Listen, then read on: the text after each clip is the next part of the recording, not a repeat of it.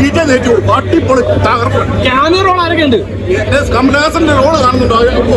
തകർത്ത് വിട്ടത് കമലഹാസൻ അവസാന സീനിൽ തകർത്ത് വരുന്നുണ്ട്. അമിതാഭ് ബച്ചന്റെ റോൾ ഒന്നും പറയണ്ട, പടം പുള്ളി തകർത്ത് വാരിയിട്ടുണ്ട്. നമുക്ക് ഇന്ത്യൻ സിനിമ ഇതുപോലെ ഒരു അത്ഭുതം കണ്ടിട്ടില്ല. അതുപോലെ പടം ഹോളിവുഡ് സിനിമകളെ വരും. അത്തക്കൂട്ട് മേക്കിംഗ് ടോട്ടലൊന്നും അത് ഇന്ത്യൻ സിനിമ വേറെ ലെവലായി മാറുകയാണ്. ഇത് വെച്ചാൽ ഹോളിവുഡ് ലെവലിലേക്ക് മാറി. അത്രയും കലക്കി പടം തകർത്ത് വാരി. പടം ഇഷ്ടമായി. ഫസ്റ്റ് ഹാഫ് പറഞ്ഞ പോലെ കുറച്ച് നമുക്ക് ഒരു ബോധിക്കാത്ത പോലെ ഒരു ചെറിയ ലാഗൊക്കെ ഫീൽ ചെയ്തിരുന്നു. പക്ഷേ സെക്കൻഡ് ഹാഫ് അതിനെല്ലാം മറികടക്കും. ഒരു കൽക്കി യൂണിവേഴ്സിലേക്കാണ് പടം പോകുന്നത്. ഒരു പുതിയ അവതാരം വന്നിട്ടുണ്ട്. ഇനി നല്ലൊരു വില്ലൻ. ഇപ്പോൾ ക്ലൈമാക്സ് നിങ്ങൾ പടം കണ്ടോന്ന് എനിക്കറിയില്ല. ആ ക്ലൈമാക്സിലേക്ക് വന്നപ്പോഴത്തേക്കൊക്കെ പടം വേറെ ലെവലായി. എന്തായാലും സെക്കൻഡ് പാർട്ടിന് വേണ്ടിയിട്ട് കട്ട വെയിറ്റ്. പ്രഭാസ് നന്നായിട്ട് ചെയ്തിട്ടുണ്ട്. ഫസ്റ്റ് ഹാഫ് ഈ പറഞ്ഞ പോലെ എനിക്ക് അത്ര അങ്ങോട്ട് ഒരു പെർഫെക്ഷൻ തോന്നിയില്ലായിരുന്നു. പക്ഷേ സെക്കൻഡ് ഹാഫിലും ക്ലൈമാക്സിലേക്കൊക്കെ വന്നപ്പോഴത്തേക്കും നല്ല രസമായിട്ടുണ്ട്. എന്തായാലും ഒരാളുടെ പടമല്ല, എല്ലാവരും കൂടി ചേർന്നപ്പോഴാണ് അതിനൊരു നല്ലൊരു ക്ലാസ് ആയേക്കുന്നത്. എങ്ങനെയുണ്ടായിരുന്നു? പ്രഭാസ് തിരിച്ചറിയാണോ?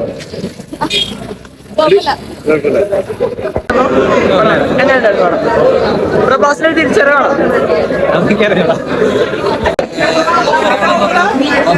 നമ്മളെ പുള്ളി അതിനുവേണ്ടി അത്രയും ഡെഡിക്കേറ്റ് ചെയ്തിട്ട് അഭിനയിക്കുന്നൊരു നടന്നു.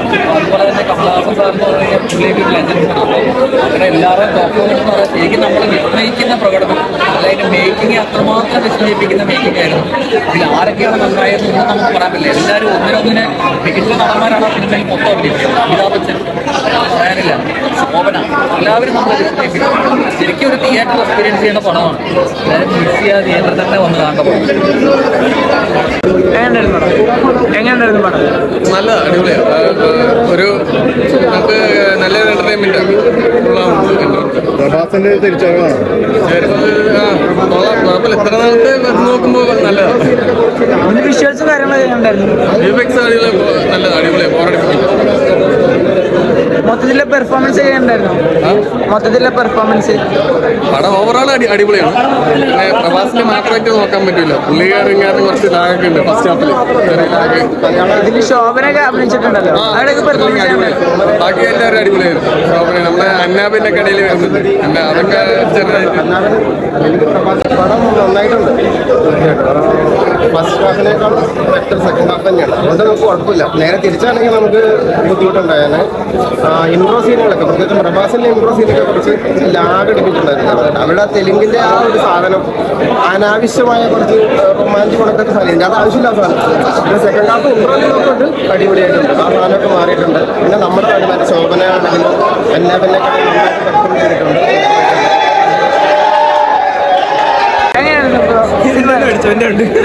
അല്ല പറയാനുണ്ട്. പടം സൂപ്പറാണ്. പടം ഒരു മസ്റ്റ് വാച്ച് തിയേറ്ററിക്കൽ എക്സ്പീരിയൻസ് ആണ്. ഇന്ത്യയിൽ ഇന്നേ വരെ ഇങ്ങനെ ഒരു ചിത്രം വന്നിട്ടുണ്ടോ എന്ന് നമുക്ക് സംശയമാണ്.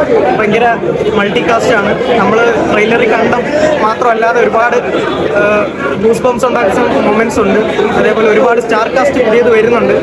അപ്പോൾ ഇതെല്ലാം നമ്മൾ തിയേറ്ററിൽ പോയി വാച്ച് ചെയ്യണം. മസ്റ്റ് വാച്ച് തിയേറ്ററിക്കൽ എക്സ്പീരിയൻസ് ആണ്.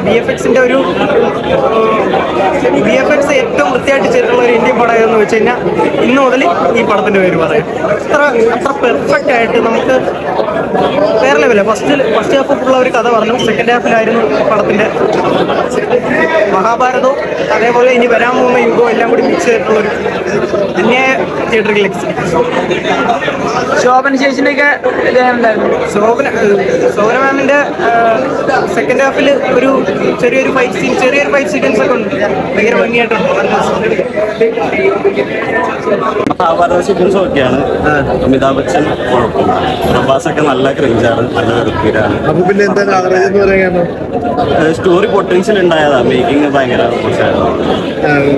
സ്റ്റോറി വൈസ് ആണ് കുറവെന്ന് പറയുന്നത്. സ്റ്റോറി പൊട്ടൻഷ്യൽ ഉണ്ടായി, പക്ഷെ മേക്കിംഗ് ലാഗ് ഉണ്ട് പടത്തിന്. കുറെ സീക്വൻസ് ഒക്കെ അൺനെസസറി ആയിട്ട് തോന്നി.